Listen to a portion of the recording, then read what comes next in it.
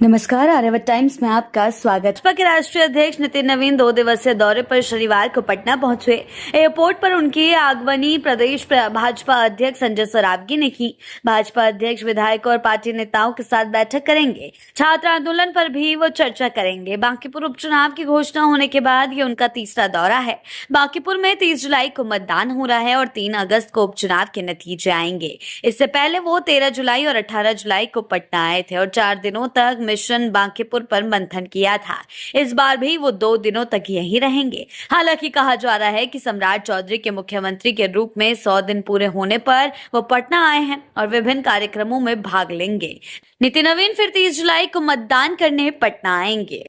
वहीं इस सीट पर होने वाले चुनावों में एक बड़ा राजनीतिक घटनाक्रम सामने आया है। तेज प्रताप यादव ने ऐलान किया कि उनकी पार्टी जनता दल इस उपचुनाव में जनसुराज के उम्मीदवार प्रशांत किशोर का समर्थन करेगी। बांकीपुर सीट पर 30 जुलाई को उपचुनाव है और नतीजे 3 अगस्त को घोषित होंगे। दरअसल कुछ दिन पहले जनता दल की उम्मीदवार वीना मानवी का नामांकन रद्द हो गया था। उन्होंने बांकीपुर विधानसभा उपचुनाव के लिए नामांकन दाखिल किया था, लेकिन नामांकन पत्र में तकनीकी त्रुटियों पाए जाने के कारण का पर्चा निरस्त कर दिया गया।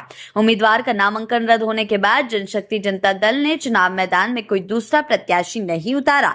इसके बाद अब पार्टी ने जनसुराज के उम्मीदवार प्रशांत किशोर को समर्थन देने का फैसला किया है। तेज प्रताप यादव ने कहा कि उनकी पार्टी बांकीपुर विधानसभा उपचुनाव में प्रशांत किशोर के पक्ष में काम करेगी और उन्हें समर्थन देगी। उनके इस फैसले को बिहार की राजनीति में काफी अहम माना जा रहा है, क्योंकि इससे उपचुनाव की राजनीतिक लड़ाई नए समीकरणों की ओर बढ़ती हुई नजर आ रही है। और ये फैसला इसलिए भी काफी खास माना जा रहा है क्योंकि अगर सिनारियो अब तक का देखा जाए तो साफ साफ कहा जा रहा है कि किस तरह से बांकीपुर उपचुनाव में तेजस्वी की कैंडिडेट भी यानी कि आरजेडी की कैंडिडेट रेखा गुप्ता भी उतरी हुई है।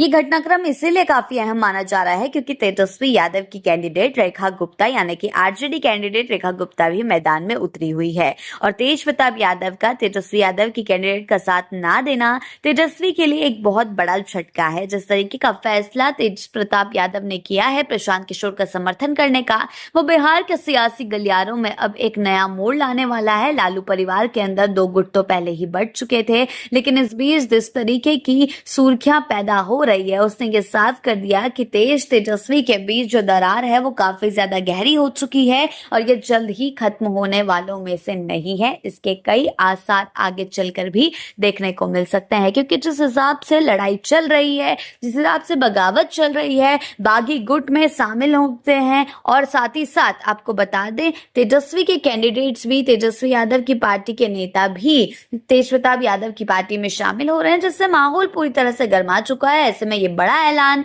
तेजस्वी के लिए एक बड़ा झटका लेकर आने वाला है।